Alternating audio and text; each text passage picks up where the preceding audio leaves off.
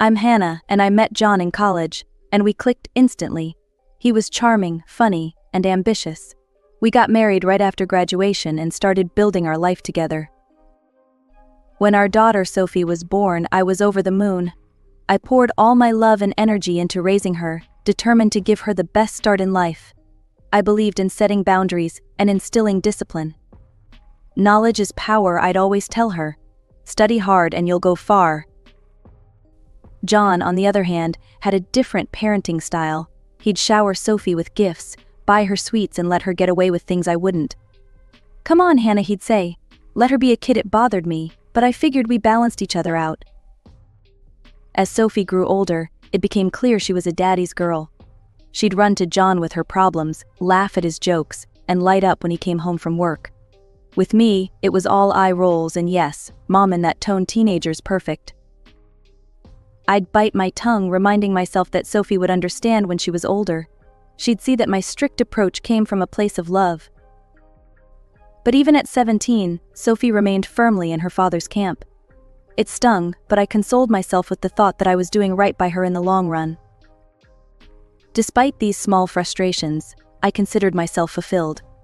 I had a successful career at a respected clinic, a husband who still made me laugh, and a daughter who, despite our differences, I adored. Life was good, or so I thought. Everything changed on a crisp autumn day. I was doing laundry, a mundane task I'd done 1,000 times before. As I emptied John's coat pockets, my fingers brushed against a piece of paper. I pulled it out, expecting a grocery receipt or a dry cleaning ticket.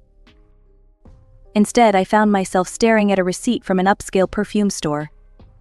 The perfume listed was an expensive brand I'd never wear, too floral, too sweet. John knew I preferred subtler scents. I stood there, the washing machine humming in the background, as 1,000 possibilities raced through my mind. Was it a surprise gift? But my birthday had passed, and our anniversary was months away. Was it for his mother? But she was allergic to most perfumes. With shaking hands, I took a picture of the receipt with my phone. Then, carefully, I placed it back in his pocket. I needed time to think, to process this information without jumping to conclusions. That evening, when John was in the shower, I checked his coat again. The receipt was gone. I kept my discovery to myself, not breathing a word to John or Sophie, but now that my eyes were open, I couldn't stop noticing things. It was like a fog had lifted, revealing a landscape I didn't recognize. John's late nights at work weren't new, but now they felt different. "Big project, honey," he'd say, kissing me on the cheek as he left. "Don't wait up," I'd nod and smile, all the while wondering who he was really meeting. His new haircut caught my attention too. He'd always been particular about his appearance, but this was different. Younger. Trendier. When I complimented him, he shrugged it off. Thought I'd try something new. The weekend fishing trips were the worst. Every other Saturday he'd load up his gear and head out to meet his buddies. "Fish are really biting lately," he'd say with a grin. I'd watch him drive away, wondering if he even owned a fishing rod anymore. Before finding that receipt, I hadn't connected these dots. Now they formed a picture I couldn't unsee. The thought I'd been avoiding burst to the surface. John had a mistress. I tried to shake it off. This was John, my John. The man who held my hand through 20 hours of labor. The guy who surprised me with flowers on random Tuesdays. He wouldn't cheat. But the doubt gnawed at me. I couldn't eat, couldn't sleep. I'd lie awake, listening to John's steady breathing, wondering if he was dreaming of her. One sleepless night, I found myself scrolling through Facebook. A name caught my eye: Mike Thompson. We'd gone to high school together, and I vaguely remembered he'd become a private investigator. Before I could talk myself out of it, I sent him a message. We met at a coffee shop across town the next day. I took a deep breath and spilled everything. The receipt, John's behavior, my suspicions. Mike listened without interrupting, his face neutral. Mike agreed to take the case. As I watched him leave, I felt a mix of relief and dread.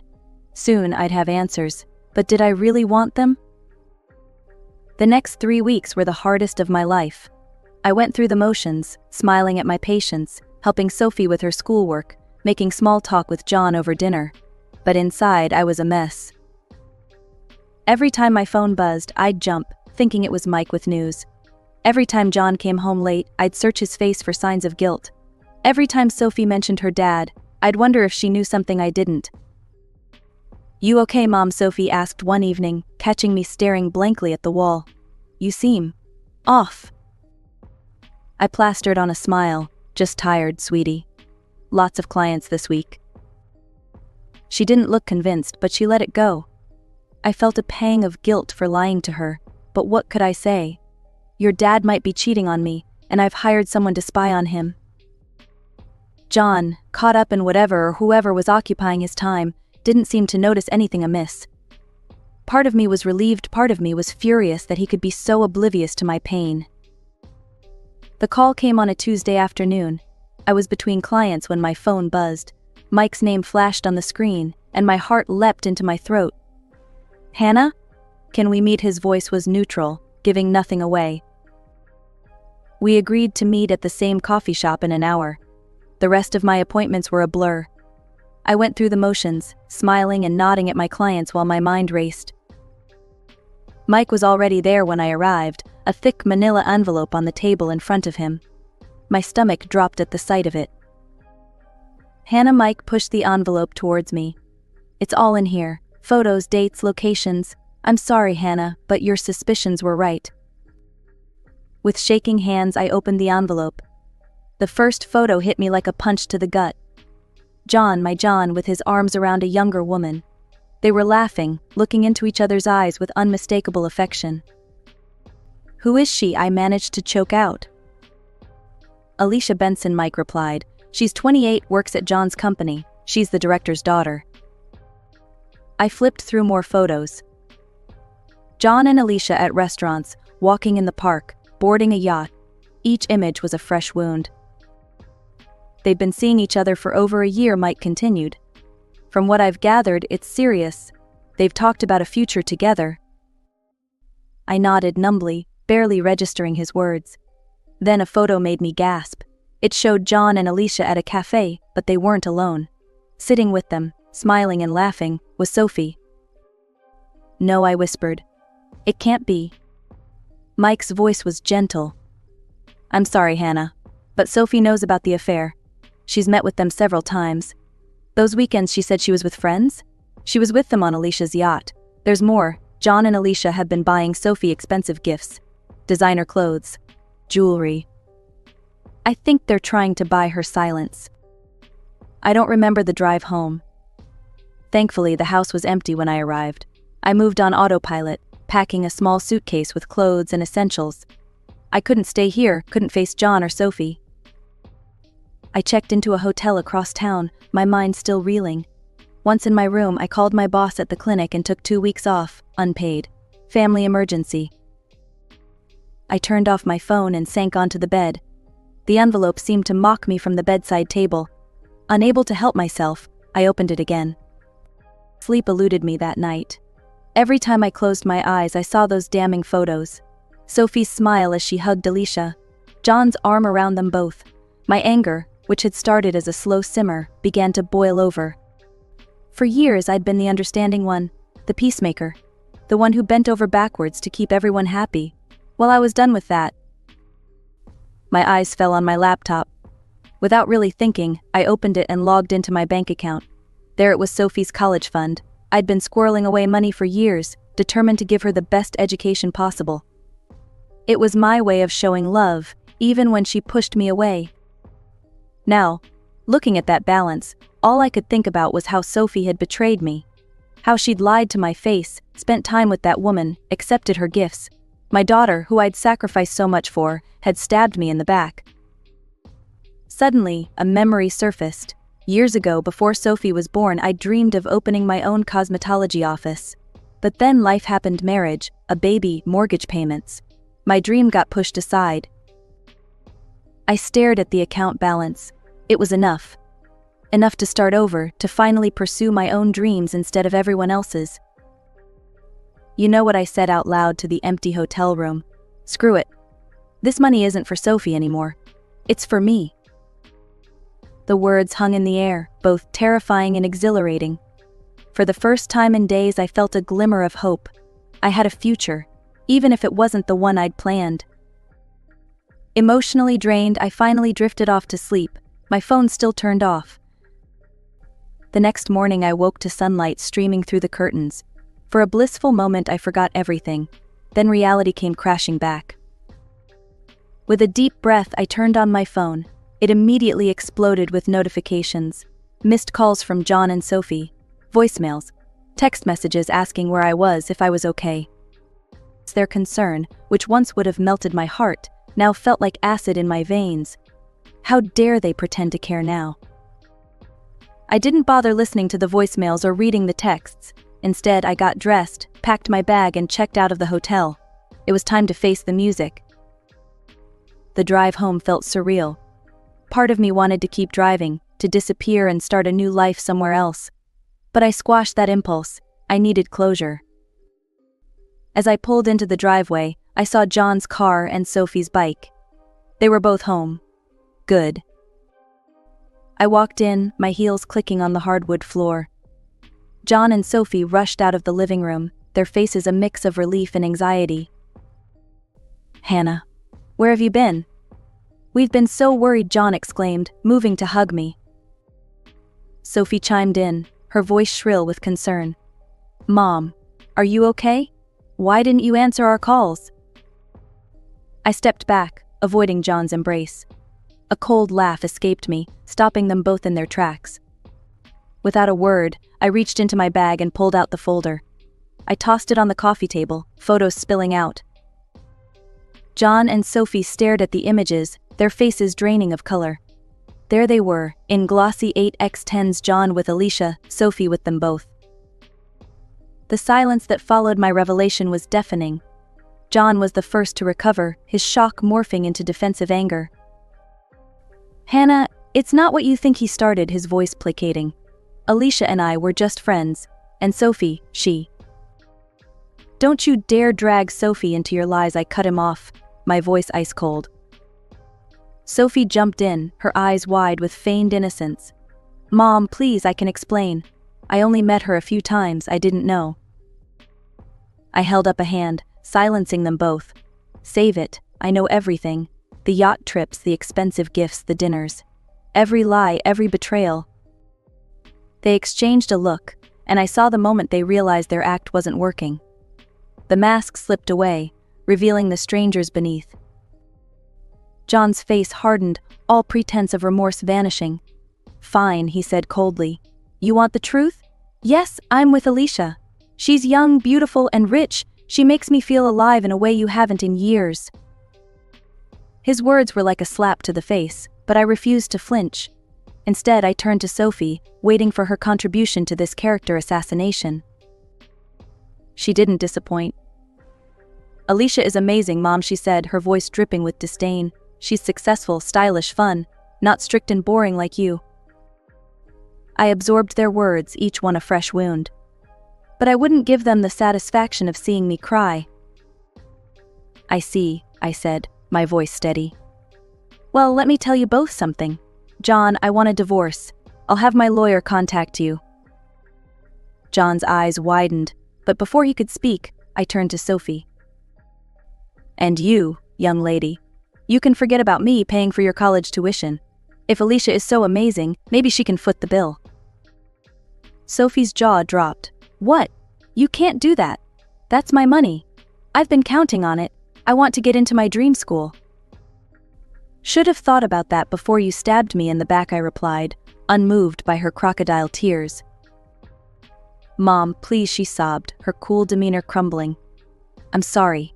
I didn't mean what I said. Please forgive me. I need that money." But her earlier words echoed in my mind. Strict, boring. Worse than the other woman.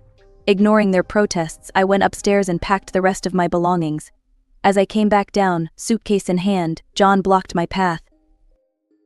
"Hannah, let's talk about this rationally," he said, his tone businesslike. "The house, our assets." "My lawyer will be in touch," I interrupted, pushing past him. "I'm done talking to you." The next few weeks passed in a blur. I found a small apartment and threw myself into the logistics of dismantling a 20-year marriage. I hired a lawyer and requested a mediator, determined to handle this divorce as cleanly as possible. The last thing I wanted was a drawn-out, messy court battle. Sophie called incessantly at first. When I didn't pick up, she resorted to texts, then emails. Each message was a mix of apology and demand. I read each one, my heart breaking anew every time. But I couldn't bring myself to respond. The wound was too fresh, the betrayal too deep. As the days turned into weeks, I found myself staring at my phone, Sophie's number on the screen. My finger would hover over the call button, a war raging inside me. Part of me yearned to hear her voice, to believe her apologies. But then I'd remember her cruel words, her secret meetings with John and Alicia, and I'd put the phone down. Days turned into weeks. Each meeting with John was a test of endurance, conducted in the sterile environment of our lawyers' offices. The man I once loved was now just another face across the conference table, all business and cold efficiency. One day, as I settled into my usual chair, the door opened and Sophie walked in behind John. My heart clenched at the sight of her, but her expression stopped any warm feelings cold. She looked at me with a mixture of condescension and triumph that took my breath away. "Hello, Mother," she said, her tone dripping with false sweetness. "I hope you don't mind me joining today." Before I could respond, she continued, "I just wanted to let you know that I won't be needing your pathetic money after all. Alicia has generously offered to pay for my education at any top college in the States." She paused, clearly savoring the moment. "Oh, and I'll be living with Dad and Alicia from now on. We're going to be one big, happy family." I felt the eyes of our lawyers and the mediator on me, waiting for my reaction. But I was too tired, too drained to feel much of anything anymore. I simply shrugged. "If that's what you want, Sophie," I said, my voice flat, "I hope you'll be happy." Something flickered in her eyes, disappointment. Had she been hoping for a bigger reaction? But it was gone in an instant, replaced by that same smug look. The rest of the meeting passed in a blur of legal jargon and asset division. In the end, John and I split everything down the middle. The house would be sold, with the proceeds divided equally between us. With my share from the house sale and the money I'd saved for Sophie's college fund, I had enough to make a fresh start. I found a small but cozy apartment and, after much soul-searching, decided to take a leap of faith. I quit my job at the clinic and threw myself into creating a business plan for my own cosmetology office. It was terrifying and exhilarating in equal measure. All those years of experience, all the dreams I'd put on hold, it was time to put them to use. Weeks of planning, renovating, and nervous anticipation followed. But finally, Hannah's Beauty Haven opened its doors. Those first few months were a whirlwind of long hours, social media marketing blitzes, and the slow but steady growth of my client base. In quiet moments, usually late at night when the day's work was done, I'd find myself scrolling through social media. Sophie's posts would appear on my feed, pictures of her in designer clothes, lounging on Alicia's yacht, always smiling, always looking carefree and happy. Each image was a knife to my heart. I'd wonder if she ever thought of me, if she missed me at all. When her 18th birthday rolled around, I sent her a message wishing her well. Same for her high school graduation. Both went unanswered. A year had passed since the divorce, and life had settled into a new rhythm. My cosmetology office, once just a dream, was now a thriving reality. The steady stream of loyal clients from my clinic days, combined with a growing number of new faces, kept me busier than I'd ever been. I'd even hired 2 assistants to help manage the workload. On a sunny Tuesday afternoon, as I was finishing up with a client, my phone buzzed. It was my cousin, Sarah. "Hannah, you won't believe what I just saw," she said, her voice a mix of concern and disbelief. "I was at the Meadowbrook supermarket, you know, the one on the other side of town, and I swear I saw Sophie working at the checkout." My heart skipped a beat. "Sophie? Are you sure?" "Positive." She looked different, thinner, tired, but it was definitely her. I thanked Sarah and hung up, my mind reeling. Sophie, working at a supermarket. What about college? What about Alicia's promise to fund her education? That night, after closing the office, I did something I hadn't done in months. I looked up Sophie's social media. What I found shocked me. All her glamorous photos with John and Alicia were gone. There were no updates, no college move-in pictures, nothing. Her once active profile was a digital ghost town. For days I wrestled with what to do. Part of me wanted to rush to the supermarket to demand answers. But another part, the part still nursing the wounds of betrayal, held me back. Finally, on my day off, I couldn't take it anymore. I drove to the Meadowbrook supermarket, my heart pounding as I walked through the automatic doors. And there she was, Sophie, my baby girl, looking so different from the confident young woman who'd sneered at me in the lawyer's office. She was thin, almost gaunt, dark circles under her eyes as she mechanically scanned items at the checkout. Our eyes met, and I saw a flash of something. Embarrassment? Shame? Before I could decipher it, she looked away, her cheeks flushing. I approached her checkout, my steps hesitant. "Sophie." She glanced up, then quickly back down at the register. "What do you want?" Her voice was harsh, defensive. "I'd like to talk. Maybe we could get coffee after your shift." "I don't want to talk to you," she snapped, still not meeting my eyes. "Please leave." "Sophie, please." I said leave. She finally looked at me, her eyes blazing with a mix of anger and something else. Was it fear? Stunned by her vehemence, I backed away. Other customers were starting to stare. With a heavy heart, I left the supermarket, climbing into my car with shaking hands. As I drove home, my mind was a whirlwind of questions. What had happened? Where were John and Alicia? Why wasn't Sophie in college? For days after, I waited for a call, a text, anything. But my phone remained stubbornly silent. I thought about going back to the supermarket, but Sophie's words rang in my ears. "I don't want to talk to you." Just as I was beginning to lose hope, my phone rang. An unknown number flashed on the screen. With a mix of trepidation and curiosity, I answered. Mom. Sophie's voice, small and uncertain, came through the speaker. "Can we meet, please?" We agreed to meet at a small cafe near my office. As I waited, my mind raced with possibilities.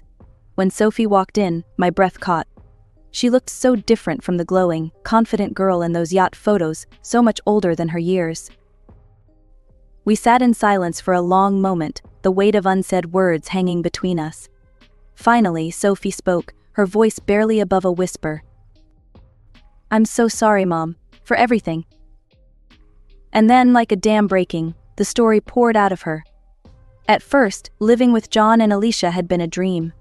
Designer clothes, yacht trips, promises of a bright future. But the honeymoon period didn't last. Alicia started making comments, Sophie said, her eyes fixed on her untouched coffee. Little digs about how much space I took up, how expensive I was. Then she told Dad I couldn't live with them anymore, that there was no money for college. I gasped. "But your father?" Surely he didn't agree. Sophie's bitter laugh was answer enough. He said I was an adult now, that I needed to stand on my own 2 feet. "They kicked me out, Mom. I had nowhere to go." "Why didn't you call me?" I asked, reaching for her hand across the table. She pulled away, tears in her eyes. I was so ashamed. And then I realized, this must be how you felt when we betrayed you. I couldn't face you after that. My heart broke for her, even as a small, petty part of me whispered, "Good. Now she knows how it feels." "I'm sharing a crappy apartment with a coworker," Sophie continued. "The supermarket job barely covers rent and food. I feel so useless." I wanted to wrap her in my arms, to tell her everything would be okay. But I knew it wasn't that simple. "Sophie," I said gently, "I'm so sorry you're going through this, but you're right, you did betray me. Actions have consequences, and this is something you need to work through." We both cried then, mourning the lost year, the broken trust, the pain we'd caused each other. As we parted, something had shifted between us. It wasn't forgiveness, not yet, but it was a start. That night I tossed and turned, Sophie's story playing on repeat in my mind. By morning I'd made a decision. I called Sophie. "I have a proposition for you," I said. "I need an administrator at my office. The pay's not great, but it's better than the supermarket. And maybe we can start rebuilding from there." There was a long pause. Then, "Yes, I'd like that. Thank you, Mom." It's been 6 months since that day. Sophie works at my office now, learning the business from the ground up. She's saving for community college, determined to make it on her own merit this time. Our relationship is a work in progress. There are good days and bad days, moments of connection and moments of tension. The trust we once had is slowly, painstakingly being rebuilt, one day at a time. As I watch Sophie greet a client with a warm smile, I feel a glimmer of hope. We're not the same people we were before the betrayal, the divorce, the year of silence. But maybe, just maybe, we can be something new, something stronger. My parents were opposed due to his divorce history, but they eventually gave in to my insistence. His family owned a very famous, long-established hotel. His father, Ethan, was the manager, and Isabella, his mother, the deputy manager, along with a large staff of waitresses and chefs. I wondered if I could really live up to being the wife of the son of such a prestigious, classic hotel. My husband Oliver seemed to be in a manager and training position, slowly taking over responsibilities from Ethan. I thought I'd be learning from Isabella, maybe becoming an apprentice landlady, but that was far from what happened.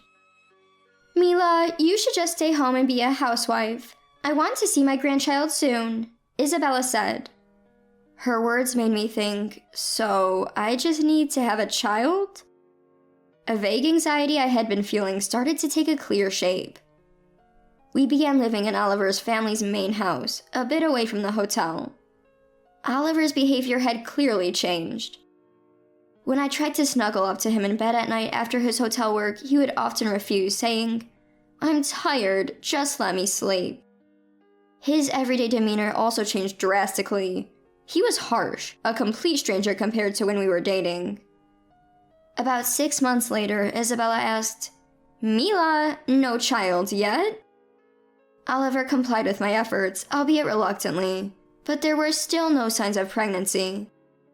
"Not yet.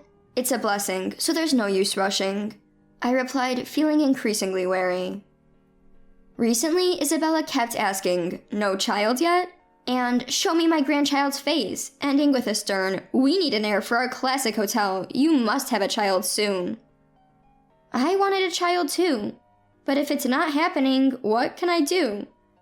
It's unfair that I'm the only one being blamed. Still, I thought I would eventually become pregnant. A year passed, but no signs of pregnancy. "Still can't make it happen? What a useless wife. What do you think you're doing as a housewife?"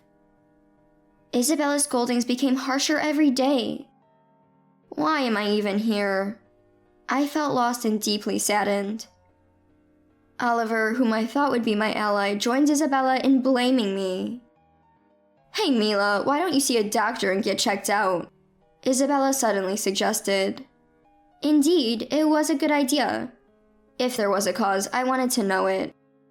Knowing might lead to pregnancy and escape from this treatment. Okay, I'll make an appointment at the hospital tomorrow and go with Oliver. When I said that with a faint hope, "Why does Oliver need to go? Are you suggesting he has a problem? Go by yourself." Isabella retorted fiercely. "No, fertility tests require couples to go together," I replied, but she quickly interrupted. "The problem is definitely with you. There's no need for Oliver to go." She continued vehemently. I just agreed with a "yes, understood" to calm the situation. But I thought I should at least discuss it with Oliver and waited to talk to him when he returned.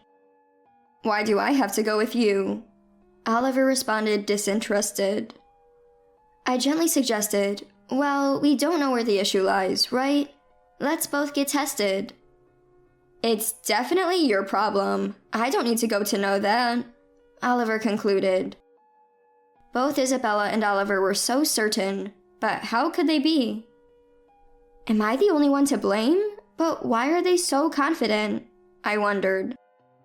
Living in the countryside near Oliver's family home, it took over an hour by bus to reach a major hospital. I managed to book an appointment at a gynecology clinic for fertility issues, but it was scheduled for the following week. When I mentioned this to Isabella, she scornfully asked, "Why can't you get tested immediately?" But I knew not everything would go as she wanted. "The appointments are quite full," I vaguely replied. I've never been fond of hospitals or tests, so I wasn't too eager myself. On the day of the test, the doctor was surprised Oliver wasn't with me. Shouldn't he be here? I thought the same. Without testing both, it's hard to know where the problem lies. They started with a blood test to check my hormonal balance, followed by an ultrasound to examine my womb, and use a contrast agent for a fallopian tube test. It was an exhausting, all-day process. Is fertility testing always this tough? I wondered. There's no abnormality here, the doctor said after reviewing the results, which was a relief. We can't say for certain without testing your husband, but if intercourse is regular, we can't definitively say you're the cause. Knowing I wasn't solely to blame was somewhat reassuring, but getting Oliver to come would be difficult. I tentatively asked, "Is there a way to check if my husband might be the cause without him coming?" The doctor replied, "Yes. Come in the day after intercourse. We can do a postcoital test, examining what remains in your womb." A ray of hope seemed to shine through. "Then I'll make an appointment for my next visit. Thank you." Leaving the hospital, I headed to the bus stop. While waiting, I saw a man resembling Oliver cross the street. What? Oliver? Here? I thought he might have come out of concern for me, which made me happy. I decided to follow him discreetly. It was indeed my husband Oliver. Just as I was about to approach, something unbelievable happened. A young woman approached Oliver, and they walked off arms linked. My world went dark. Seeing Oliver with another woman was devastating. Holding back the urge to collapse right there, I followed them. They disappeared into what looked like a hotel. I couldn't believe it and sat down on the sidewalk, overwhelmed. When I got home, Isabella called as if she had been waiting. "How did the test go? What's wrong with you?" Her accusatory tone echoed in my ears. The image of Oliver entering the hotel with that woman haunted me.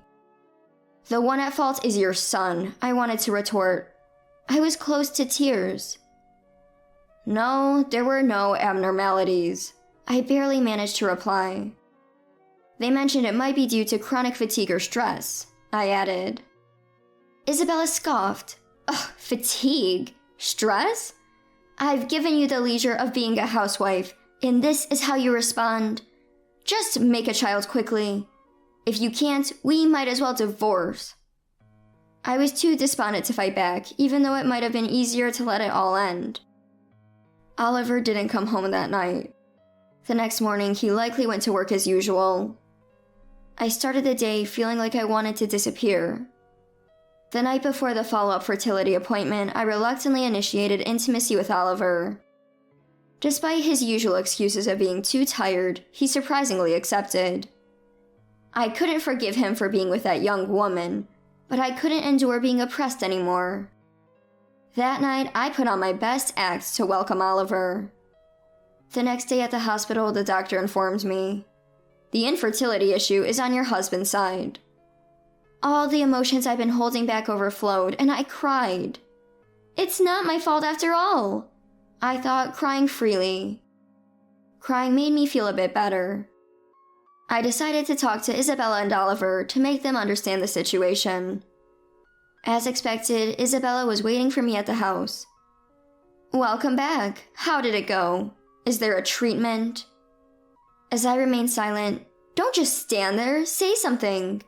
A wife who can't have children might as well leave." Isabella, infuriated, said, "No, I don't need treatment. The problem lies elsewhere," I said. At this, Isabella yelled even louder. "Are you saying it's Oliver's fault? That's impossible because..." At that moment, Oliver arrived and said, "My fault? What are you talking about? I already have a child." I was stunned. A child? With whom? Oliver calmly replied, "Didn't I tell you I was divorced? I had a child with my ex-wife, but she took the child when she left." Isabella, listening to this, "Yes, that's right. We lost our grandchild to that woman. How frustrating," spat out bitterly. So, there's no issue with me, understand? Oliver added. I finally understood their attitude. A barren wife is no use to me. A younger woman might get pregnant quickly. Oliver coldly remarked, Today is my birthday. How can you say such things? I couldn't help but shout. Oh, birthday? Right, you're 30 now. Pretty old. I can't deal with that, he dismissed. The Oliver who once celebrated my birthday was gone. If you can find someone else to have a child, then bring them here, Isabella said. I don't care anymore. I felt completely defeated.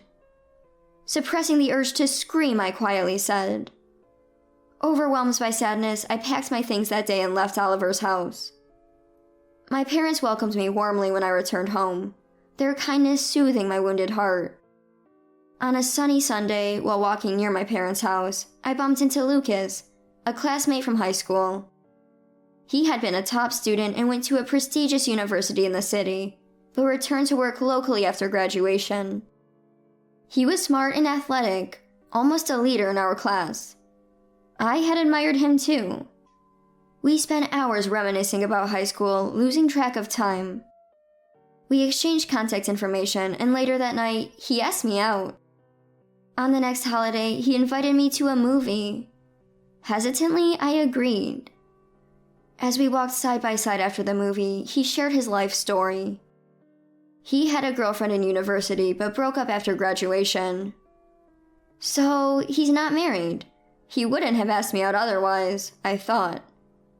Walking beside my high school crush, I couldn't help but feel embarrassed, despite my age. After being invited to several meals and movies, he asked me out. I decided to reveal that I had failed in my marriage and had returned home. He looked surprised at first, but then said earnestly, I see you've been through a lot, Mila. I'm sorry if I was insensitive. I quickly responded, I appreciate that, but I've had my share of hardships. He suddenly stood up apologizing. He's truly sincere. Watching his gesture, I thought. But then I remembered how I once thought Oliver was impressive. My judgment hasn't always been reliable. However, as he continued to speak earnestly, I couldn't help but burst out laughing. When was the last time I laughed like this? He said, Don't laugh, that's rude. But seeing him like that made me laugh even more. Thank you. Sorry. I was laughing, but before I knew it, tears were streaming down my cheeks. He panicked. Sorry, I didn't mean to make you cry. Forget it. And bowed again. It's okay. It's just that I haven't laughed like this in a while. Don't worry about it, I said with a smile. As time passed and my heart healed a bit, I accepted his offer to date. I believed things might work out with him, unlike my painful past with Oliver. Then, after about a year of dating, he proposed. His acceptance and kindness were so comforting. Eventually, I became pregnant. After struggling so much with Oliver, I was almost taken aback by how easily I conceived with my new partner. We had a beautiful baby girl. While holding my child, I remembered Oliver. I didn't want to think about him, but if the test results I knew were true, whose child was the one he had with his ex-wife? Considering Isabella's fury, it wouldn't be surprising if his ex-wife had left alone with the child. The thought of his ex-wife, who supposedly left with the child, lingered in my mind. I hadn't spoken to anyone about the evidence I had found. Although it was a part of my past I should leave behind, the unresolved feelings nagged at me. I couldn't fully enjoy my current happiness, realizing it was because of this unresolved issue. I wanted to confront Oliver and Isabella with the truth about the infertility. I felt a need to make them taste a bit of the pain I had endured. That anger resurfaced, but the more I thought about it, the more I realized there was nothing I could do alone. I suddenly thought, if I can meet Oliver's ex-wife and learn the truth, it might clarify things. I immediately hired a private investigator. Soon, I learned from the investigator that she lived not far from where I currently resided, and she had remarried and built a happy family. Gathering my courage, I called her. Hello, is this Charlotte? My name is Mila. There was a sense of bewilderment on the other end. I have some questions about your ex-husband, Oliver. You know him, right? She almost hung up in panic. Wait, I suffered horribly at the hands of him and his mother. I've been gathering evidence for revenge. Can we meet? After hearing my story, she agreed. We arranged to meet at a nearby cafe. She arrived with a boy. He didn't resemble Oliver. Noticing me studying the child, she said, "Actually, this boy is my current husband's child." I was surprised, and she started to share her story. Oliver had a habit of cheating, even during their marriage. Like me, she was blamed by Isabella for not having children. The constant berating and stress wore her down mentally. Unable to bear it anymore, she admitted that she had involuntarily developed a relationship with her current husband whom she met by chance. She became pregnant and gave birth, and at that time it was unclear whose child it was. Weakened mentally and unable to cope with her guilt, she initiated the divorce and went to her current husband, eventually remarrying. Hearing this, I suggested a plan. Initially shocked, she agreed to join me in repaying those who had wronged us. We consulted our husbands and decided to stay at Oliver's hotel, pretending to be recent mom friends. Our husbands made the reservations, and the day finally arrived. The familiar scenery brought back painful memories. Steeling myself, we entered the hotel. Isabella greeted us politely, but her expression changed drastically when she saw our faces. Her look was not that of the deputy manager of the classic hotel. It made sense. The ex-wife had returned, bringing her child and her new husband with her. After being shown to our rooms, I said to Lucas, "I owe a lot to the deputy manager here, and I want to thank her in person. Why don't you take a walk for a bit?" Lucas, holding the child, went for a walk with Charlotte's husband. The waitress who came to our room recognized me and was surprised. "It's been a while. Could you please call the deputy manager for me?" I asked, and she agreed, then left. Soon, Isabel and Oliver arrived together. Seeing Charlotte, Isabella immediately shouted, "Give back my grandchild, you fool!" "What? Your grandchild? There is no such thing," I said mockingly. Oliver, red-faced with anger, yelled, "What are you talking about? She took away the child we finally had." "That's where you're wrong. You don't have any children. Don't you understand?" I retorted with a hint of triumph. "I have a daughter now with my current husband." Isabella tried to speak, but I continued. "You're sterile, Oliver. The infertility was your fault, not mine. You're the one at fault." Oliver's face turned ashen, a stark contrast to his earlier anger. Isabella, although trying to maintain her composure, couldn't hide her shock. "No grandchild? We can't have a grandchild. What about the hotel's heir?" Isabella muttered to herself. Eventually, she stood up unsteadily, looked at us with a blank expression, and said, "This is all your fault. If it weren't for you two, everything would have worked out. It's all over now." With that, she left the room with unsteady steps. When our husbands returned, Charlotte and I told them to rest in the room, and we walked around the hotel and outdoor pool with the children. The waitresses, seeing us with the children, seemed to be talking. Apparently, we were known as wives who left because they couldn't have children. Now, seeing us with our children seemed to surprise them.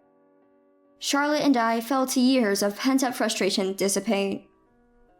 Oliver's infidelity and divorce history quickly became the talk of the town. In the countryside, bad news spreads fast. Oliver had been advancing a marriage arrangement with the daughter of a major hotel's president, but it fell through. He had hopes for financial support and management assistance from that union. A political marriage in this day and age?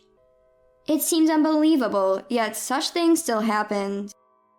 I heard that relying on that marriage for funds, they had started renovating the hotel and now were struggling with finances, burdened with a huge debt.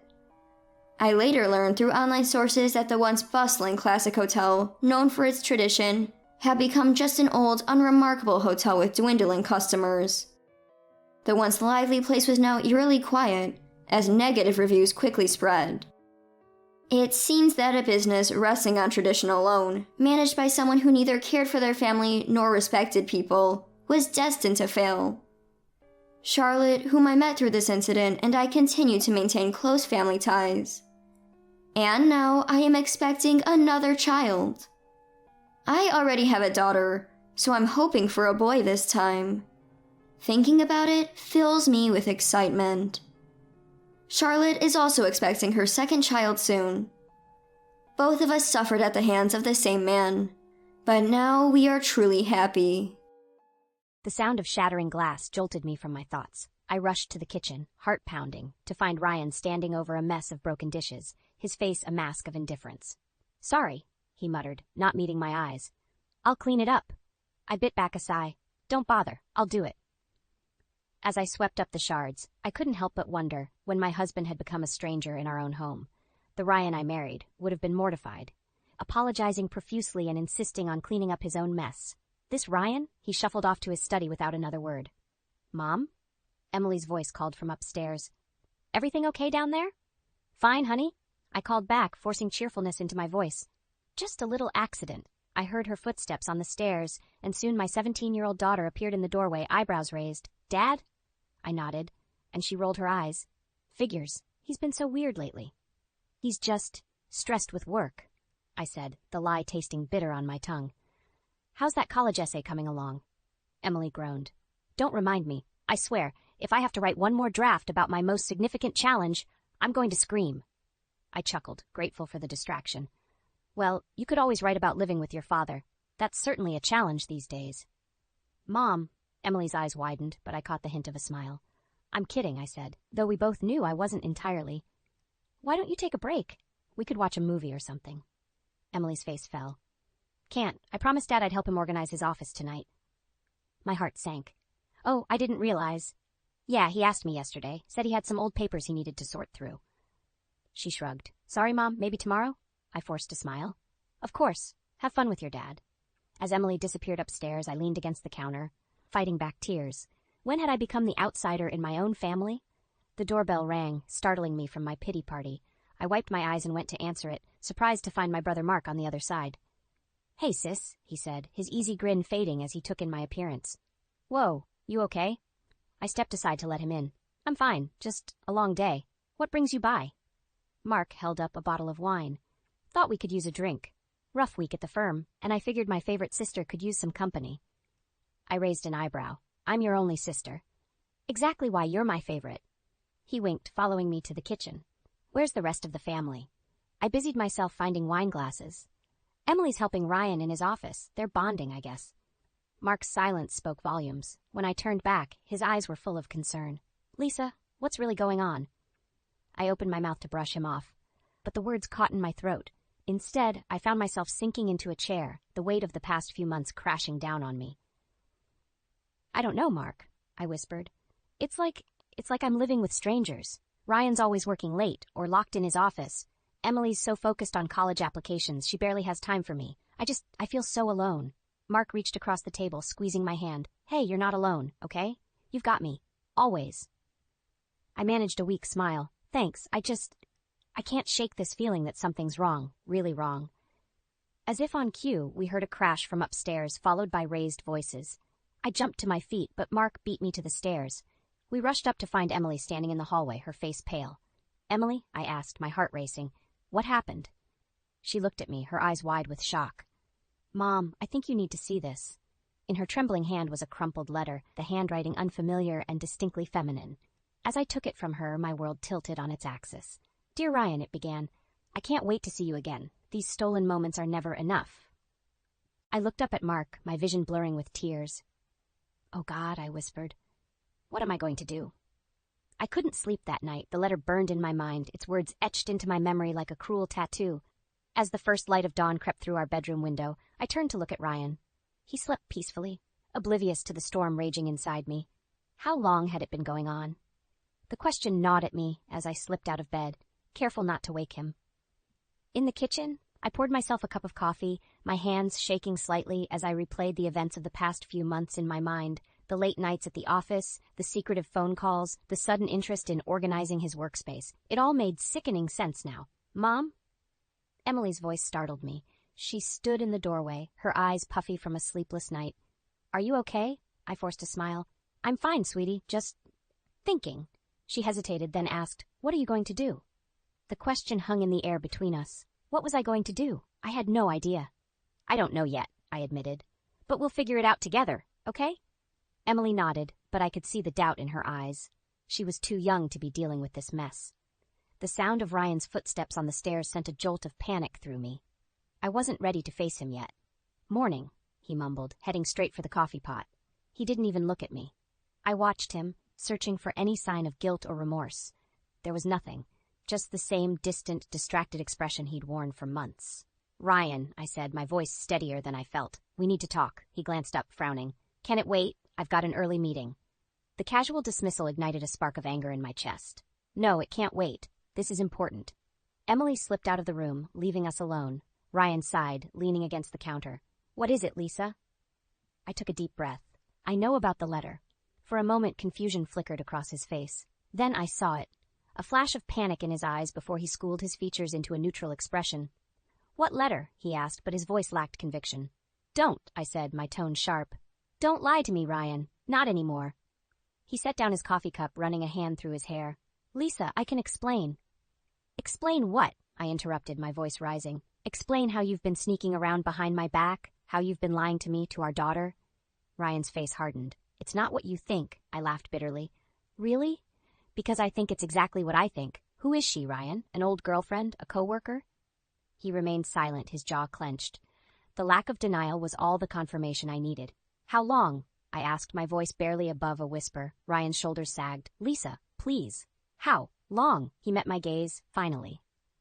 A few months. The words hit me like a physical blow. Months. While I'd been worrying about our marriage, planning date nights, trying to reconnect, he'd been with someone else. I want you out, I said, surprised by the calm in my voice. Ryan's eyes widened. What? You heard me. I want you out of this house. Today. He shook his head. Lisa, be reasonable. We can work this out for Emily's sake. Don't you dare use our daughter as an excuse, I hissed. You should have thought about her before you decided to cheat. The sound of a car door slamming outside made us both jump. Through the window, I saw a familiar figure striding up our driveway. Oh, perfect timing, I muttered. Ryan frowned. Who? The front door burst open and Mark's voice boomed through the house. Lisa? You here? He appeared in the kitchen doorway, taking in the scene before him. His eyes narrowed as they landed on Ryan. Everything okay? Mark asked, his tone deceptively casual. I looked at my brother, then back at my husband. The tension in the room was palpable. No, I said finally. No, it's not okay, but it will be. I turned to Ryan, my decision made. Pack your bags. You have an hour. As Ryan stormed out of the kitchen, I felt a strange sense of calm wash over me. The worst had happened, and I was still standing. With Mark by my side and Emily upstairs, I knew I could face whatever came next. But as I heard Ryan's angry footsteps overhead, a new worry gnawed at me. What else didn't I know? And how much worse could this get? The house felt emptier than ever after Ryan left. Emily retreated to her room, and I found myself pacing the living room, unable to settle. Mark watched me from the couch, his brow furrowed with concern. Lisa, sit down, he said gently. You're making me dizzy. I collapsed into an armchair, burying my face in my hands. What am I going to do, Mark? He leaned forward, his voice firm. You're going to survive this, and then you're going to thrive. I looked up at him, managing a weak smile. You sound so sure. Because I am, he replied. You're the strongest person I know, sis, and you've got me in your corner. A knock at the door interrupted us. I froze, panic rising in my chest. What if it's Ryan? Mark stood, his expression hardening. Then I'll handle it. But when he opened the door, it wasn't Ryan standing there. It was Donna, Ryan's mother, her face a mask of concern that didn't quite reach her eyes. Lisa, dear, she cooed, pushing past Mark. I just heard what happened. Are you all right? I stiffened as she approached, her perfume cloying in the air between us. I'm fine, Donna. Thank you for your concern. She tsked, shaking her head. Such a shame. I always worried Ryan might stray. He needs a firmer hand, you know. Mark's eyes narrowed. What's that supposed to mean? Donna waved a dismissive hand. Oh, nothing, dear. I just think perhaps if Lisa had been more attentive. Don't you dare, I hissed, rising to my feet. Don't you dare try to blame this on me. Donna's eyes widened in mock innocence. I'm not blaming anyone, dear. These things happen. Maybe if you two try counseling. Counseling? I laughed bitterly. Donna, your son has been cheating on me for months. Counseling isn't going to fix this. A flicker of something, triumph, flashed across Donna's face before she schooled her features back into a sympathetic mask. Months? Oh my. I had no idea it had been going on that long. Mark stepped forward, his lawyer instincts kicking in. Donna, what exactly do you know about this? She hesitated, and in that moment I saw the truth. The realization hit me like a punch to the gut. You knew, I whispered. You've known all along, haven't you? Donna's silence was all the confirmation I needed. Rage boiled up inside me, hot and fierce. How long? I demanded. How long have you known about your son's affair? She lifted her chin, defiance replacing the fake sympathy. A while, she admitted. But really, Lisa, what did you expect? Ryan's a successful man. He needs someone who can keep up with him, not hold him back. Mark's hand on my arm was the only thing that kept me from lunging at her. I think you should leave, he said, his voice dangerously low. Donna sniffed, gathering her purse. Fine, but don't come crying to me when this all falls apart. I warned Ryan you weren't good enough for him years ago. As the door slammed behind her, I sagged against Mark, the fight draining out of me. She knew, I repeated, my voice hollow. All this time, she knew. Mark guided me back to the couch, his arm around my shoulders. Lisa, listen to me. This isn't your fault. Ryan and Donna, they're the ones in the wrong here. I nodded, but doubt gnawed at me. Had I really been so blind, so inadequate as a wife that my own mother-in-law thought I deserved this? What do I do now? I asked, hating how small my voice sounded. Mark squeezed my hand. Now? Now we fight back. We make sure Ryan doesn't get away with this, and we show Donna that you're a hell of a lot stronger than she thinks. As I looked at my brother, determination replacing the hurt in his eyes, I felt a spark of something I hadn't felt in a long time. Hope. Okay, I said, straightening my shoulders. Where do we start? Mark grinned, a hint of mischief in his expression. Well, first things first. We need to make sure Ryan doesn't have access to your finances. And then we start building your case. As we bent our heads together planning our next move, I realized that this was far from over. But for the first time since finding that letter, I felt ready to face whatever came next. With Mark by my side and the truth finally out in the open, I was done being the victim. It was time to take control of my life again, no matter who tried to stand in my way. The next morning, I woke with a sense of purpose I hadn't felt in months. Mark's words echoed in my mind. We fight back. But first, I needed answers. I found myself outside Donna's house, my hands shaking as I rang the doorbell. When she answered, her surprise quickly morphed into a smug smile. Lisa, dear, what an unexpected pleasure. I pushed past her into the foyer. Cut the act, Donna. We need to talk. She sighed dramatically, leading me to the living room. I suppose we do. Tea? No, I snapped. I want the truth. All of it. Donna settled into an armchair, smoothing her skirt. The truth? Well, that's a loaded term, isn't it? I clenched my fists, fighting to keep my voice steady. How long have you known about Ryan's affair? She examined her manicure, her casual demeanor infuriating. Oh, I suppose it's been, 8 months now? The room spun. 8 months. While I'd been planning our anniversary dinner, she'd known my marriage was a lie. Why? I choked out. Why didn't you tell me? Donna's eyes hardened. Because, Lisa, I hoped Ryan would come to his senses, that he'd realize what a mistake he'd made marrying you and leave on his own. Her words hit like a physical blow. What did I ever do to make you hate me so much? She laughed, a cold, brittle sound. Oh, Lisa, it's not about hate, it's about what's best for my son. And you? You were never good enough for him. Rage boiled up inside me. Not good enough. I gave up my career for him. I raised our daughter while he chased promotions. I stood by him through everything. And that's exactly the problem, Donna sneered. You made him weak, complacent. Ryan needs a woman who challenges him, pushes him to be better, not some housewife content to live in his shadow. I reeled back as if slapped. Is that what you think of me? That I'm just some trophy wife? Donna stood, her voice dripping with disdain. Please, we both know Ryan married you because you got pregnant. He felt obligated. But obligation isn't love, dear. Something inside me snapped. Before I knew what I was doing, my hand connected with Donna's cheek, the crack echoing in the silent room. She stumbled back, shock written across her face. How dare you? No, I snarled. How dare you? You don't know the first thing about me or my marriage, and you sure as hell don't get to decide what's best for Ryan. Donna's eyes narrowed. Be careful, Lisa. You have no idea what I'm capable of. Is that a threat? She smiled, all pretense of civility gone. Consider it a warning. If you try to take Ryan for everything he's worth in this divorce, I'll make sure you regret it. I stepped closer, my voice low and dangerous. Bring it on, Donna, because I'm done being the dutiful wife and daughter-in-law. You want to fight? You've got one. As I stormed out of the house, my phone buzzed. A text from Ryan. We need to talk. About Emily. My blood ran cold. Emily. In all the chaos, I'd almost forgotten how this was affecting our daughter. I called Mark as I got in the car. I need your help, I said when he answered. Things just got a lot more complicated. What happened? He asked, concern evident in his voice. I took a deep breath, steeling myself for what was to come. Donna knows more than she's letting on, and now Ryan wants to talk about Emily. I think he might try to take her from me. Mark's voice hardened. Not if I've anything to say about it. Come to my office. We'll figure this out. As I drove, my mind raced. I'd thought discovering Ryan's affair was the worst thing that could happen. But now, faced with the possibility of losing my daughter, I realized the real fight was just beginning. One thing was certain. I wasn't going down without a fight. Ryan, Donna, and anyone else who stood in my way were about to learn just how strong I could be. My hands shook as I pulled into our driveway. Ryan's car was already there, and I could see his silhouette through the living room window. Taking a deep breath, I steeled myself for the confrontation ahead. As I walked in, Ryan stood up from the couch, his face a mask of guilt and defiance. Lisa, we need to talk. You're damn right we do, I snapped, tossing my purse aside. Let's start with why you've been lying to me for over a year. He flinched, but held his ground. It's not that simple. Really? I laughed bitterly. Because from where I'm standing, it's pretty straightforward. You cheated, Ryan. You betrayed our marriage, our family. Ryan ran a hand through his hair, frustration evident in his voice. I never meant for it to happen. It just did.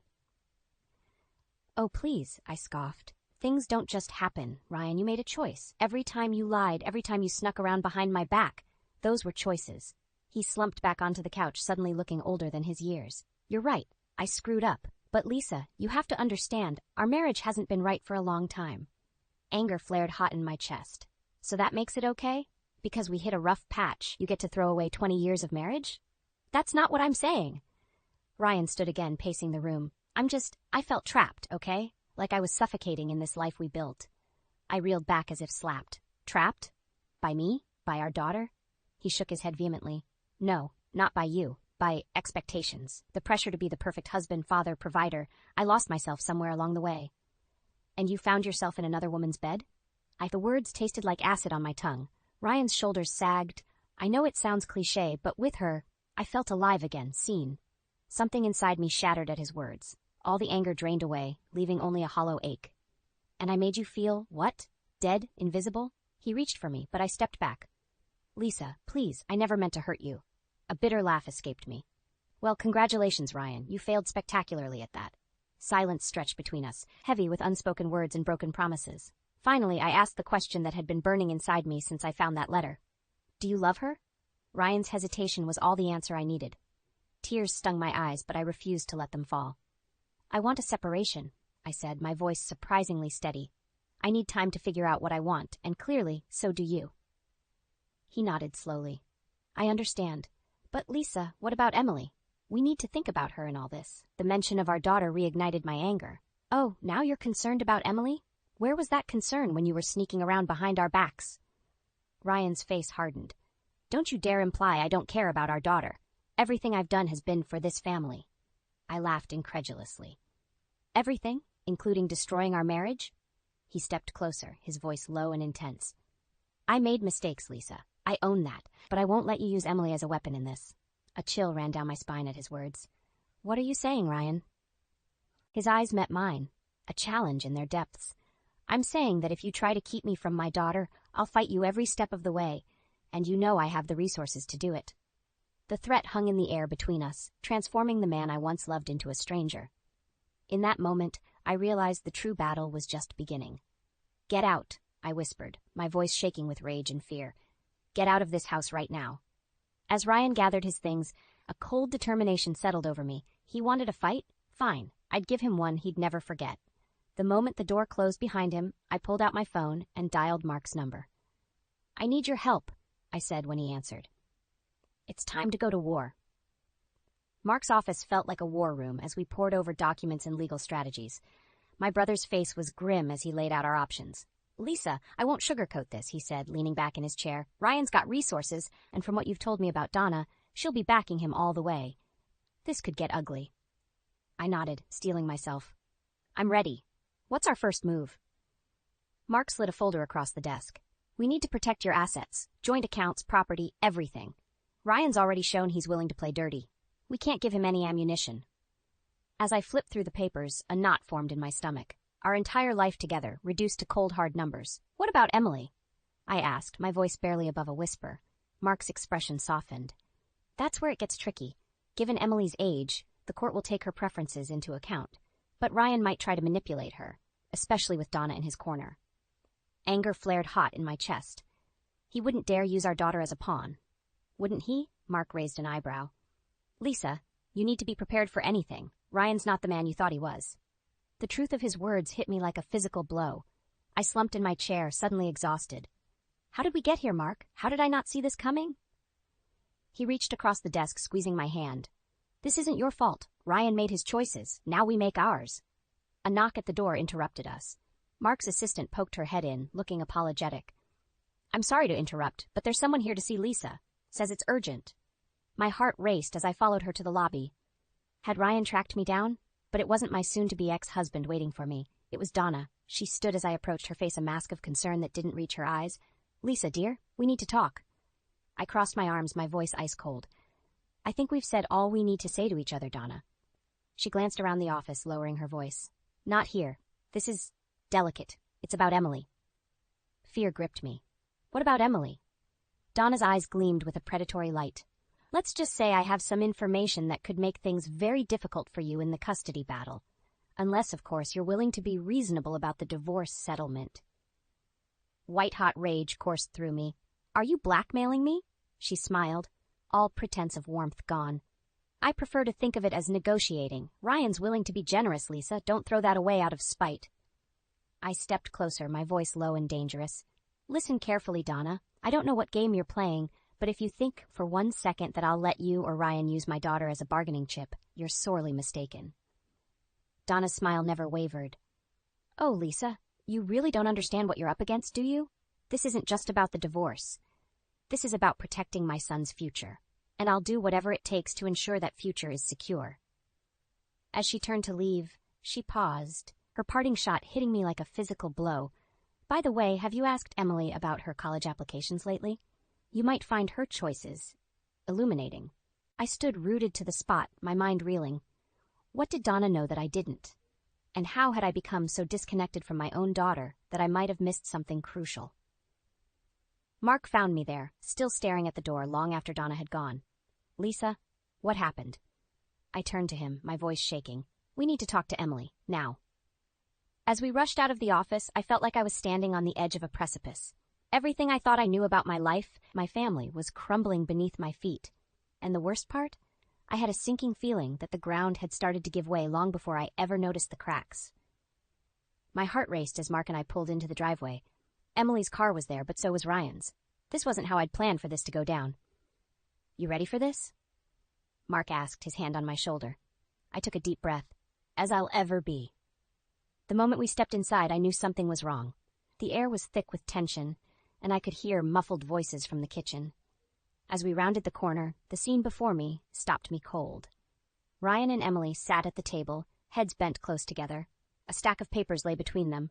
College brochures, I realized with a jolt, but not the ones we'd been looking at together. They both looked up as we entered, guilt flashing across Emily's face before it hardened into defiance. Mom, she said, her voice steady. We need to talk. Ryan stood, his posture defensive. Lisa, I can explain. Explain what? I snapped, fury rising. How you're trying to manipulate our daughter behind my back. Emily slammed her hand on the table. He's not manipulating me. God, Mom, why do you always have to make everything about you? Her words hit me like a physical blow. I staggered back, Mark's steadying hand on my elbow. Emily, he said, his lawyer voice kicking in. Why don't you tell us what's going on? She glared at him. This is family business, Uncle Mark. No offense, but you don't get a say. Ryan smirked, and I wanted to slap the smugness right off his face. You heard her, Mark. This is between us and our daughter. I found my voice again. Our daughter? That's rich, coming from the man who's been lying to her for over a year. Emily's eyes widened. What are you talking about? The room fell silent. Ryan's face drained of color as he realized what I'd done. You didn't tell her, I said, my voice barely above a whisper. You've been pushing her to choose sides, and you didn't even have the decency to tell her why. Emily looked between us, confusion giving way to anger. Tell me what, Dad? Ryan reached for her, but she jerked away. Emily, sweetheart, it's complicated. No, I cut in. It's not complicated at all. Your father has been having an affair, Emily, for over a year. The words hung in the air, heavy and final. Emily's face crumpled, tears welling in her eyes. Is it true? She whispered. Ryan's shoulders sagged. Yes, he admitted, but Emily, you have to understand. She was on her feet in an instant, shoving past him. Understand what? That you're a liar? That this whole time you've been... God, I can't even look at you. As she ran from the room, I moved to follow, but Mark held me back. Give her a minute, he murmured. Ryan turned to me, his eyes blazing. How could you do that? We were supposed to tell her together. I laughed bitterly. Like you told me together? Face it, Ryan, you never planned on coming clean. You just wanted to turn her against me so you could win the divorce. He flinched. That's not true. I love Emily. I was trying to protect her. Protect her? I scoffed.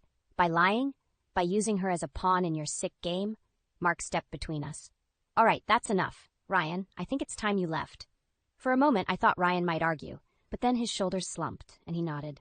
As he gathered his things, I felt a strange mix of triumph and despair. The front door slammed, and suddenly the house felt too quiet. I sank into a chair, my legs no longer able to support me. What have I done? I whispered. Mark squeezed my shoulder. You told the truth, Lisa. It was bound to come out eventually. I nodded, but the victory felt hollow. Because upstairs, my daughter was crying. And for the first time in her life, I didn't know how to comfort her.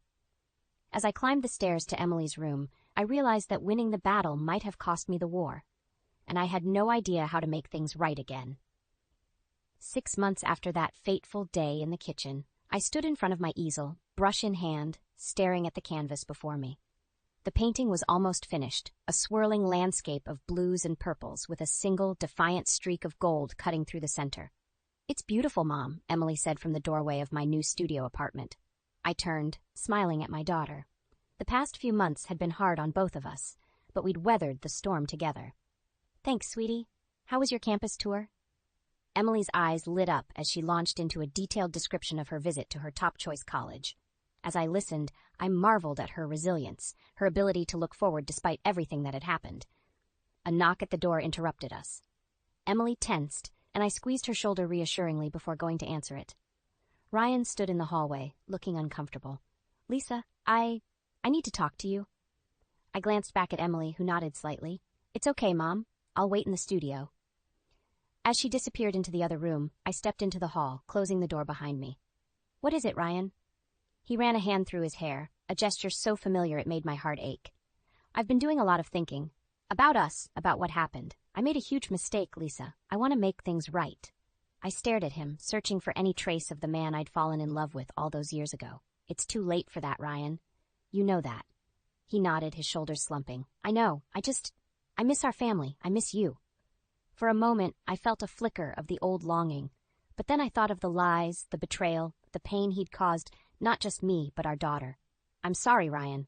But we can't go back. We can only move forward. As if on cue, my phone buzzed. A text from Mark. Court date set. You ready for this? I looked back at Ryan, feeling a surge of strength. The divorce will be final next month. After that, we'll work out a schedule for Emily, but it's over. He opened his mouth to argue, but something in my expression stopped him. Finally, he nodded. I understand. Take care of yourself, Lisa. As he walked away, I felt a weight lift from my shoulders. I'd faced my greatest fear, the end of my marriage, and come out stronger on the other side. Back inside, I found Emily examining my painting. You okay, Mom? She asked, concern etched on her face. I pulled her into a hug. I'm more than okay, sweetheart. I'm free. We spent the rest of the afternoon planning her college applications, laughing and dreaming about the future. As the sun began to set, casting a golden glow across the room, Emily grew quiet. Mom, she said, her voice small. I'm sorry I didn't tell you about Dad. I was so confused and angry, and I didn't know how to handle it. I cupped her face in my hands, looking into eyes so like my own. Oh, honey, you have nothing to be sorry for. We both got hurt, but we're going to be okay, more than okay. She smiled, tears glistening in her eyes. I love you, Mom. I love you too, baby girl. As Emily left for her study group, I turned back to my painting. With a few final brushstrokes, I added another streak of gold, intertwining with the first. It wasn't perfect, but it was beautiful in its own way, just like our new life. My phone buzzed again. This time, it was a text from an old friend, asking if I'd like to grab coffee sometime.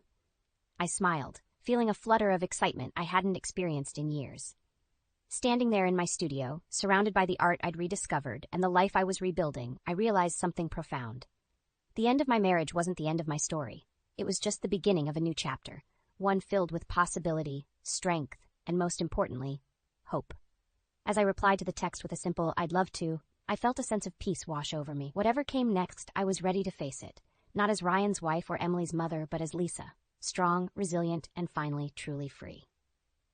"Mom, it's cancer." The words sliced through me like a razor-sharp blade, shattering the fragile illusion of normalcy that had cloaked our lives. My son's voice trembled, his eyes glistening with unshed tears as he clung to me, seeking refuge from the devastating news he had just delivered. Time seemed to halt in that sterile hospital room, the weight of the diagnosis crushing my lungs until I could scarcely breathe. The doctor's explanations faded into a blur, their clinical terminology failing to penetrate the numbing haze that enveloped me. My husband, Michael, sat motionless, his face contorted into a mask of disbelief. "That can't be right," he muttered, shaking his head vehemently. "There must be some mistake." The doctor's expression hardened, his patience already wearing thin. "I'm afraid the test results are conclusive, Mr. Walker. Your son has an aggressive form of leukemia, and we need to begin treatment immediately." Michael shot me a defiant glance, his jaw clenched. "This is ridiculous. My son is perfectly healthy. A little vitamins and rest, and he'll be fine." My mother-in-law, Evelyn, chimed in from the corner, her voice laced with disdain. "I told you this would happen if you let the boy eat all that junk food. Cancer is just a consequence of poor lifestyle choices." Rage bubbled within me, threatening to erupt. How could they be so callous, so dismissive of our son's suffering? I opened my mouth to unleash a torrent of fury, but my son's trembling form anchored me, reminding me that he needed me now more than ever. "Mom," he whispered, his eyes pleading with me to make sense of this nightmare. "What are we going to do?" In that moment, a steely resolve hardened within me. I would fight for my son's life, even if it meant battling the ignorance and cruelty of those closest to me. "We're going to listen to the doctors," I said, my voice steady and unwavering.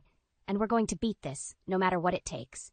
Michael's face flushed crimson, his fists clenching at his sides. "Don't be ridiculous. We're not subjecting our son to those toxic treatments. They'll only make him sicker." The doctor interjected, his tone firm. "Mr. Walker, your son's condition is critical. Without immediate intervention, his chances of survival are extremely low." Evelyn scoffed, her disdain palpable. "Don't listen to them, dear. They're just trying to scare us into wasting money on their quack remedies." My grip tightened around my son's frail shoulders, shielding him from the onslaught of their ignorance. In that moment, I knew our lives had been irrevocably altered, and the battle lines were drawn. It would be a fight for my son's life, a war against the very people who should have been our allies. And I would not back down, not even for a second.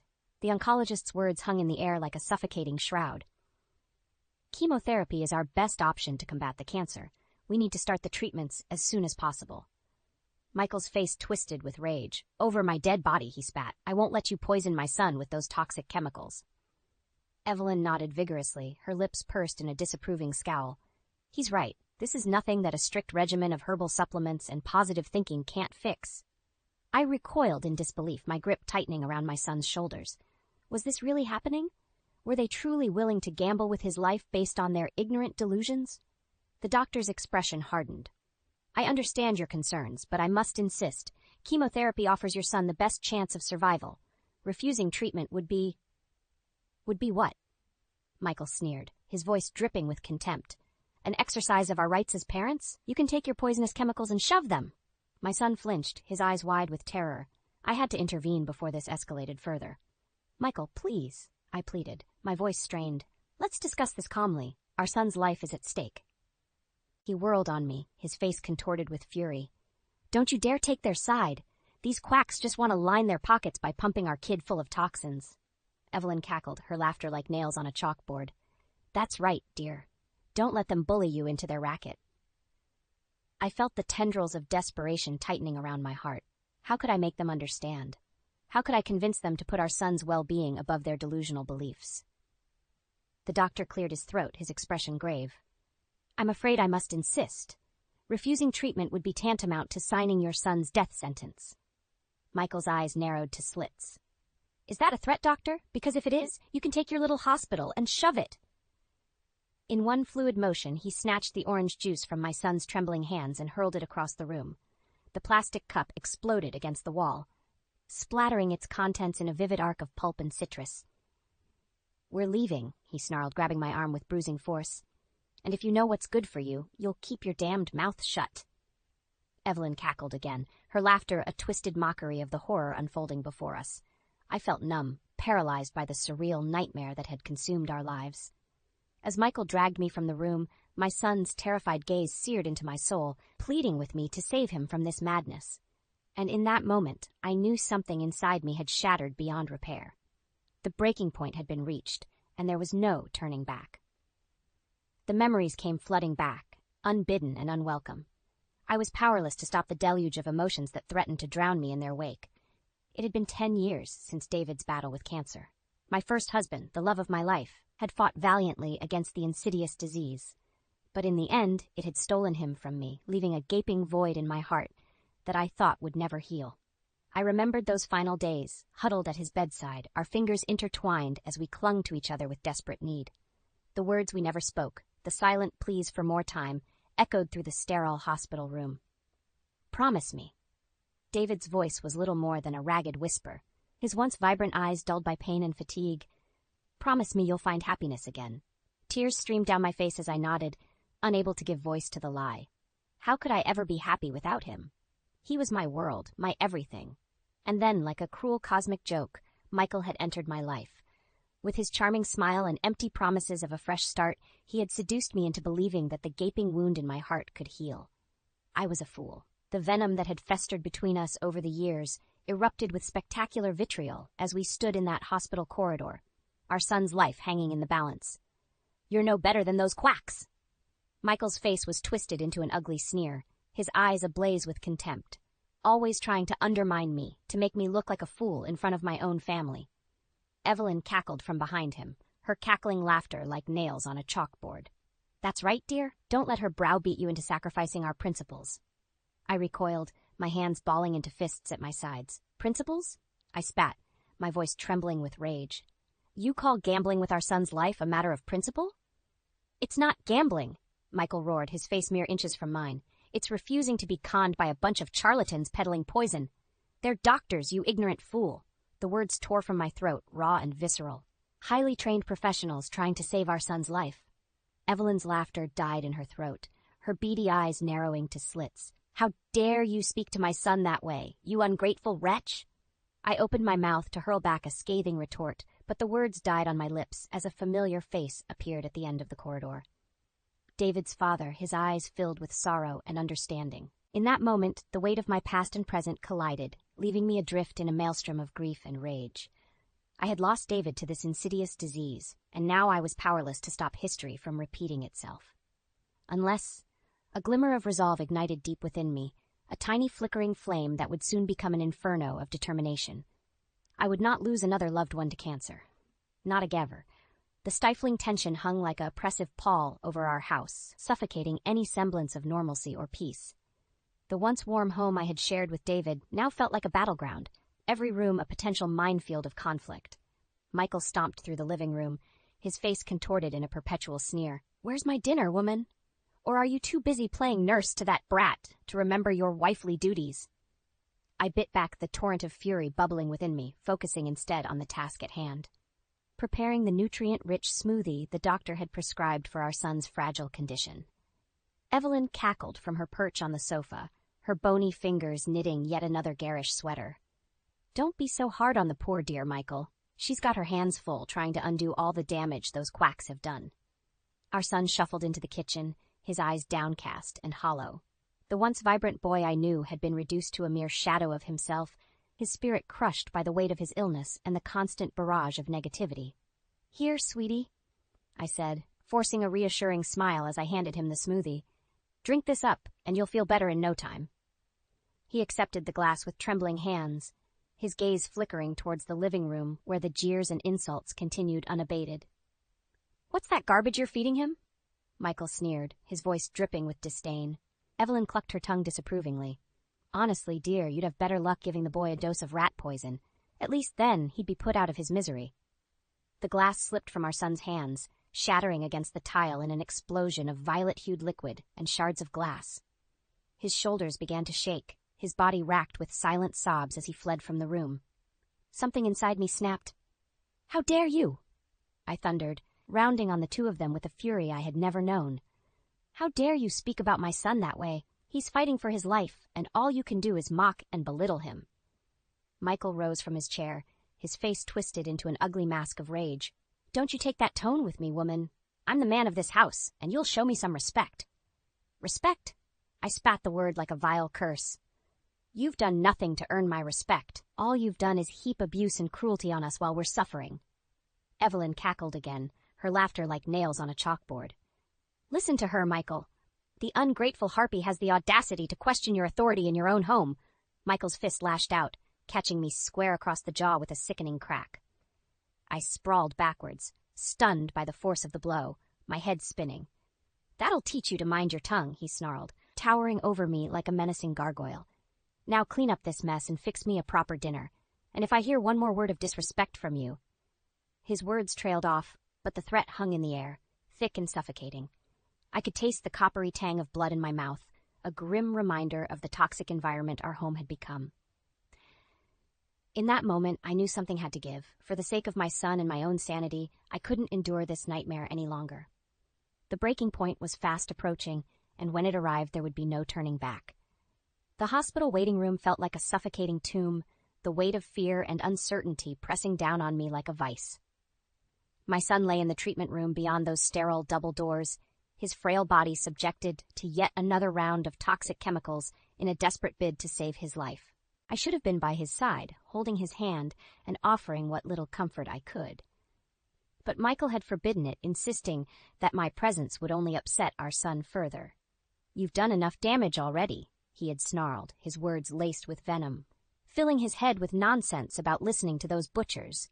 Evelyn had nodded in smug agreement, her beady eyes glinting with malice. "That's right, dear. Best to leave the boy in our capable hands. Wouldn't want him influenced by your hysterical nonsense."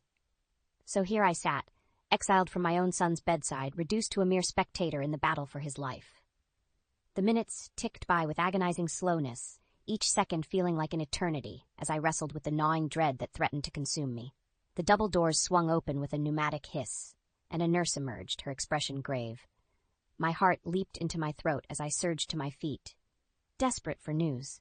"How is he? Is everything all right?" The nurse's gaze flicked towards Michael and Evelyn, who regarded me with undisguised contempt.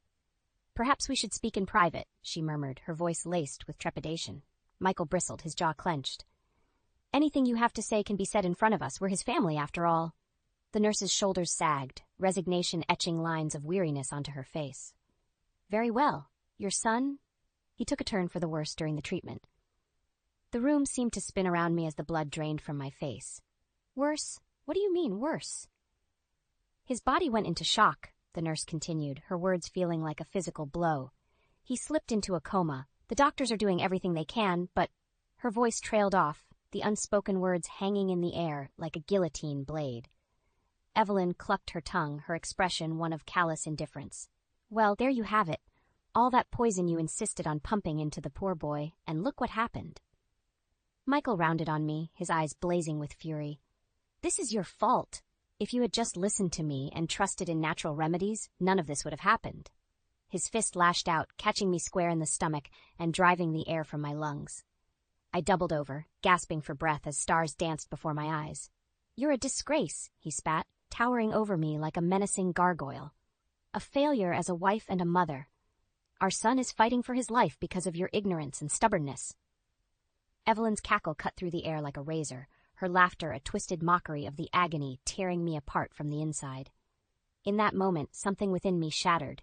The bonds of fear and obligation that had kept me tethered to this toxic nightmare were severed, replaced by a cold, crystalline clarity. I could no longer endure this torment, not for myself, and certainly not for my son. As I struggled to my feet, my gaze settled on the vending machine in the corner, its glassy surface reflecting the battered, haunted image of a woman I scarcely recognized. But in that fractured reflection, I saw something else. A glimmer of defiance, a spark of determination that would soon ignite into an inferno of resolve. No more. I was done being a victim, done subjecting myself and my son to this cruelty and abuse. It was time to take a stand, to fight back against the forces that sought to destroy us. And God help anyone who stood in my way. The pristine beach stretched out before us, the gentle waves lapping at the shore like nature's own lullaby. But I found no solace in the tranquil scene, my mind a whirlwind of turmoil and determination. My son's condition had stabilized, the doctors cautiously optimistic about his prospects for recovery. But the ordeal had taken its toll, leaving me forever changed, hardened in a way I never thought possible. Michael and Evelyn had insisted on this tropical getaway, a supposed chance to reconnect as a family after the harrowing events of the past few weeks. But I knew better. This was their misguided attempt to sweep everything under the rug, to paper over the cracks in our fractured existence with sun and sand. Little did they know, I had other plans. "Isn't this just idyllic?"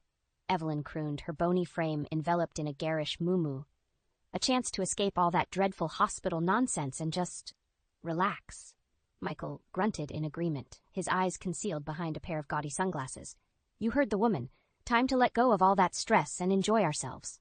His hand snaked around my waist, his grip possessive and suffocating. "Maybe we could even work on giving our son a little brother or sister, eh?" I recoiled from his touch, bile rising in my throat. How dare he act as though nothing had happened, as though he hadn't inflicted unimaginable suffering on our family? "Get your hands off me," I growled, my voice trembling with barely contained fury. Michael's brow furrowed, his sunglasses sliding down his nose to reveal a look of bemusement. "What's gotten into you? Can't a man embrace his wife in peace?" "You lost that right a long time ago," I spat, extracting myself from his grasp. "When you chose to abuse and neglect us instead of supporting us in our hour of need."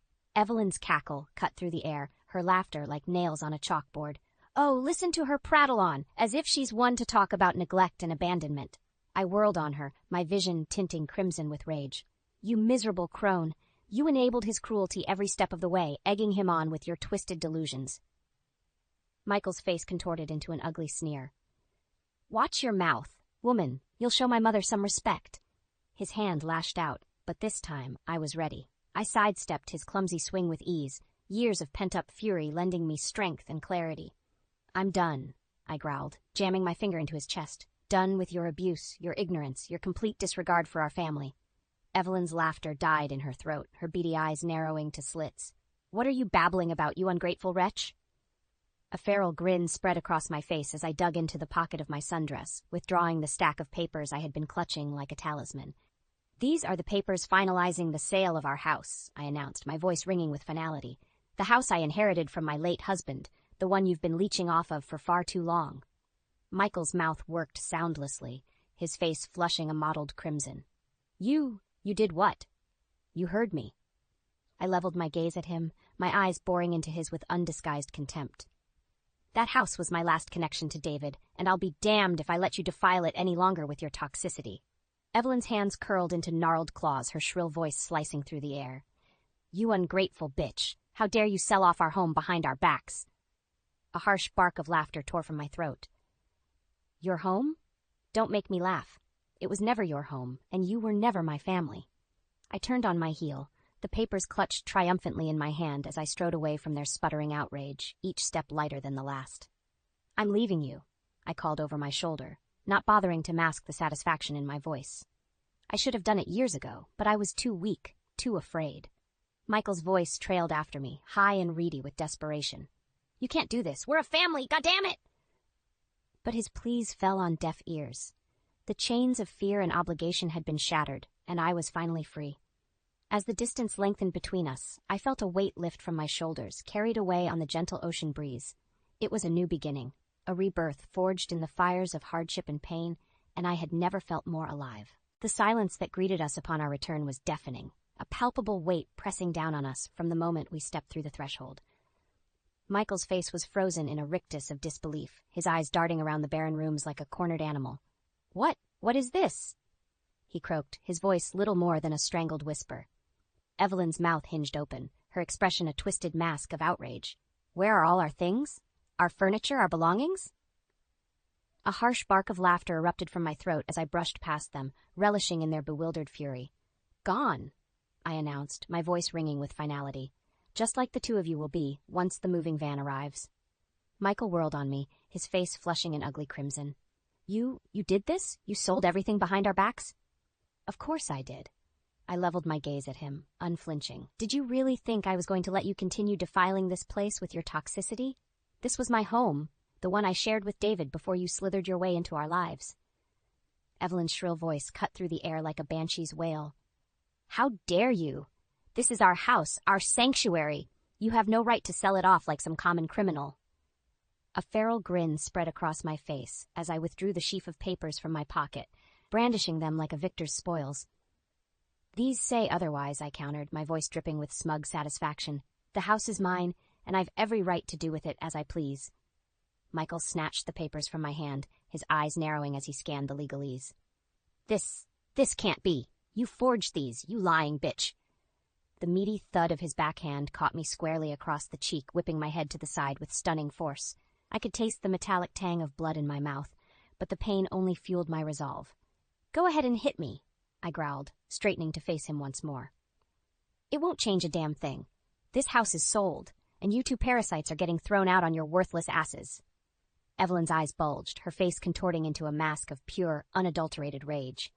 "You ungrateful wretch. After everything we've done for you, this is how you repay us?" A harsh laugh tore from my throat. "Done for me? All you've ever done is heap abuse and misery on me and my son. Well, no more. I'm taking back control of my life, and there's not a damn thing either of you can do about it."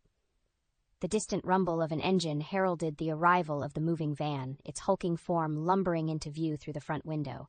Michael's face drained of color, his Adam's apple bobbing convulsively as he fought for composure. You can't do this," he stammered, his voice thick with desperation. "We're a family, god damn it! Families don't just abandon each other like this." I fixed him with a withering stare, my lip curling in undisguised contempt. "A family? Is that what you call subjecting me and my son to years of emotional and physical torture? Enabling each other's cruelty and delusions while we suffered?"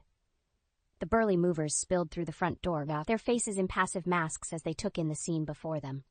Evelyn rounded on them, her voice a shrill banshee's wail. "Get out! Get out of our home, you louts! This is all just a misunderstanding, I tell you." But the movers paid her no heed, their calloused hands already hefting the few remaining pieces of furniture towards the waiting van. Michael's shoulders slumped, the fight visibly draining from him as the reality of the situation settled in. "Please." His voice was little more than a broken croak. "Don't do this. We can work through this as a family. Just give me another chance." For a fleeting moment, I almost wavered, the ghost of the man I had once loved flickering across his haggard features. But then I remembered the years of torment, the scars both physical and emotional that would never fully heal. "It's too late for second chances," I said, my voice soft but unyielding. "You made your choices, and now you have to live with the consequences." As the last of our belongings disappeared through the door, swallowed by the gaping maw of the van, I turned to face them one final time. "Get out," I spat, relishing the words, "and don't ever come near me or my son again. We're through being your victims." Evelyn opened her mouth, no doubt to unleash another torrent of vitriol, but I had heard enough. Turning on my heel, I strode from the empty husk of the house, each step lighter than the last. It was over. The shackles of fear and obligation had been shattered, and I was finally free. As the moving van rumbled away, carrying the last vestiges of my former life, I couldn't help but feel a sense of grim satisfaction. The warped cycle of abuse had been broken, and I had emerged the victor. The gentle breeze carried the faint scent of jasmine, a sweet reminder of the fresh start that lay before me. My son's hand was clasped in mine, his trembling fingers a tether to the life I had fought so hard to preserve. "Are you sure about this, Mom?" His voice was hushed, barely above a whisper. "What if they come back? What if—" I gave his hand a reassuring squeeze, offering him a warm smile. "They won't, not after what transpired. Your father and grandmother have faced the consequences of their actions and were finally free of their toxicity." A shadow flickered across his features, a fleeting ghost of the trauma we had endured, but then his shoulders straightened, his chin lifting with a newfound resolve that made my heart swell with pride. "Good," he declared, his voice gathering strength. "They deserved every bit of it after the way they treated us." I nodded, feeling a sense of vindication settle over me like a warm embrace. Michael and Evelyn had reaped what they had sown, their cruelty and ignorance finally catching up to them in a way they could no longer ignore. In the wake of our departure, Michael had lost his job, his employer unwilling to tolerate his erratic behavior and neglect of his family duties. Evelyn, too, had faced consequences, unceremoniously ousted from the opulent retirement community she had leeched off of for years. They had become pariahs, shunned by the very social circles they had once prized, their reputations in tatters. A fitting punishment, in my eyes, for the years of emotional and physical abuse they had heaped upon us. But dwelling on their downfall would only weigh me down, an anchor tethering me to the past I was so desperate to leave behind. No, it was time to focus on the future, to embrace the newfound freedom and possibility that stretched out before us. "Mom?" My son's voice snapped me from my reverie, his eyes shining with a mixture of trepidation and hope. Are we going to be okay? Just the two of us?" I felt a lump form in my throat, my heart swelling with a fierce surge of love and protectiveness. Dropping to one knee, I gathered him in a fierce embrace, stroking his hair as I fought back the tears that threatened to spill forth. "More than okay, sweetheart," I murmured, my voice thick with emotion. "We're going to be amazing, you and me, a team, taking on the world together." He clung to me, his slender frame trembling with a mixture of residual fear and burgeoning strength. In that moment, I knew we had survived the crucible, emerging from the flames of adversity, tempered and unbreakable. A soft cough from behind us broke the spell, and I turned to find David's father regarding us with a warm, paternal smile. "I know you two have been through hell," he said, his voice gentle yet tinged with an undercurrent of steel. "But you're not alone anymore. I'm here for as long as you need me." I felt a weight lift from my shoulders, one I hadn't even realized I had been carrying. David's father had been our sole ally throughout this nightmare, the one constant source of support and understanding. Perhaps in time, he could become the family we had always longed for, but could never quite grasp. Rising to my feet, I extended my hand towards him, a silent invitation into the new life that lay ahead. "Thank you," I said simply, the two small words carrying a universe of gratitude and promise. As his calloused hand enveloped mine, I felt a sense of peace wash over me, a balm soothing the raw wounds of the past. It was a new beginning, a fresh start forged in the fires of hardship and pain. And for the first time in longer than I could remember, I allowed myself to feel hope.